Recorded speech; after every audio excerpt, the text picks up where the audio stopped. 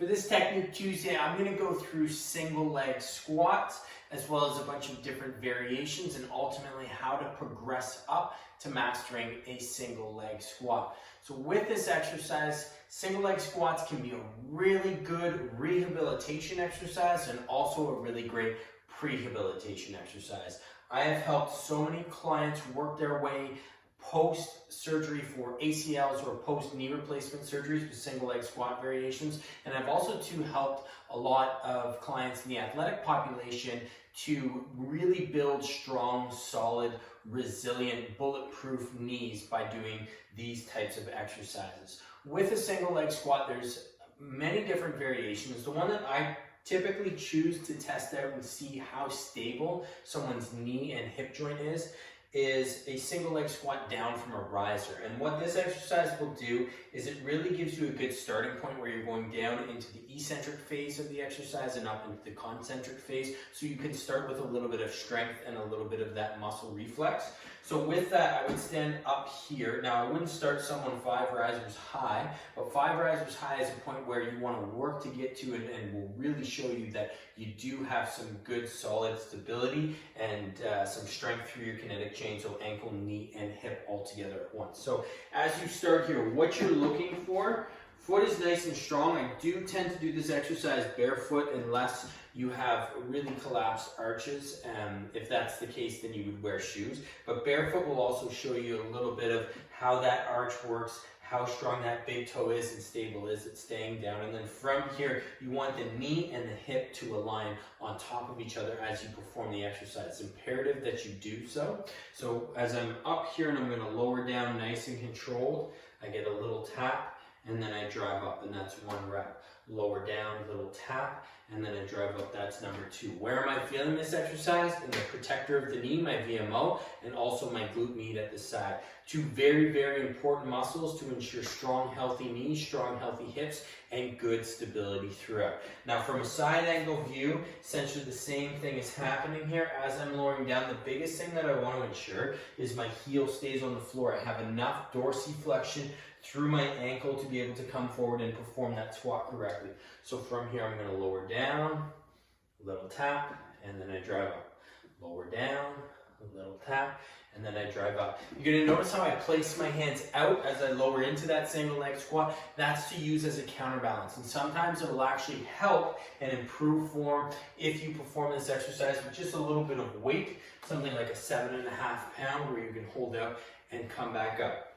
Now, typically, again, starting clients, it really depends on where they're at, but I'll start clients with either 2 or 3 risers high. We'll see how it goes. What you don't want to see in this exercise, which is really, really common, is where the knee drives in and the hip comes out. So my knee is coming inward, hip is coming outward. And that is the motor pattern that we want to try and remove or sort of detrain and retrain in order to ensure we get that proper stability and we're getting good function out of those muscles to ensure that our knee is happy, our hip is happy, they're strong, and they can perform movements such as walking, running, skating, hiking, biking, whatever it is, properly and with a minimal risk of injury. Once I've mastered that single leg squat from a riser, coming down, coming back up, the other variation I like is a single leg squat to a bench. So from here, I'll place my bench a little higher. Typically, you might start a little bit higher than parallel and work your way down.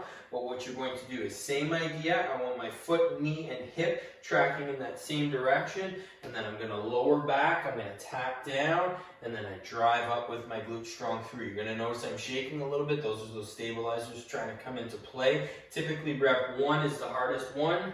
And then as I go, my brain kind of figures out how to coordinate those muscles. I'm going to get better and better as I go. And then with this exercise here, opposite of the previous exercise, you would lower your risers. So if I take one out, I'm going to lower down like so. And then same idea, lower down controlled. Like I said, first one is always the hardest. Figure out what's going on. And then from here, we drive up strong down and drive up strong. If you're someone who ever deals with patellofemoral knee pain, some of the starting variations to these exercises will be really, really great for you. Again, I'm pushing strong through that big toe, and I feel a lot of activation coming through that VMO, making sure that my kneecap stays in the right place. And then from there, a couple different variations, a little bit fancier. Rear foot elevated split squat is definitely an example of a single leg squat. So from here, I'm going to place that foot up. I'm going to lower down, sink into my squat and drive.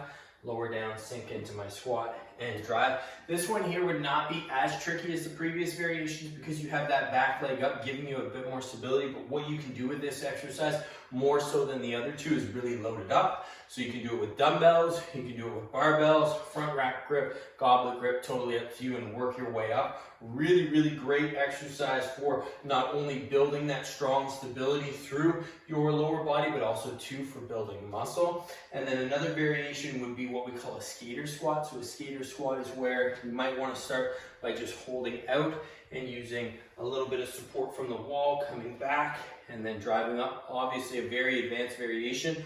All those mechanics have to apply. And then from there with your skater squat, once you get rid of the assistance on the wall, you can do so as well, holding up with dumbbells, coming down, a little pause, and then driving forward, ultimately trying to keep, again, foot, knee, and hip aligned, driving up. And then that final variation, which is much more challenging, not one that I ever include in programs for the most part, unless I do them with the TRX, but would be something like your pistol squat, where you're holding out, coming down, and then driving up. That is definitely a very advanced variation, requires a lot of mobility, not only through your ankles, through your hips, and also through your T-spine. So again, with single leg squats, biggest thing is it really helps to train a proper kinetic chain from your foot to your knee to your hip. It can be really, really great for prehab. As I mentioned, for anyone who's doing any type of sporting activity, walking, running, cycling, big ones, even things like volleyball, basketball, where you've got to jump and come down properly. Really, really great exercise. And then for anyone that I've worked with knee replacement, ACL issues, MCL issues, anything along those lines, where you tend to see more of a valgus collapse, really training these motions has helped immensely, and actually in some cases has helped some of my clients to avoid surgery post-injury by really helping to strengthen their knee. So this is why single leg squatting exercises are extremely, extremely effective, and also too really effective at building muscle in your lower half.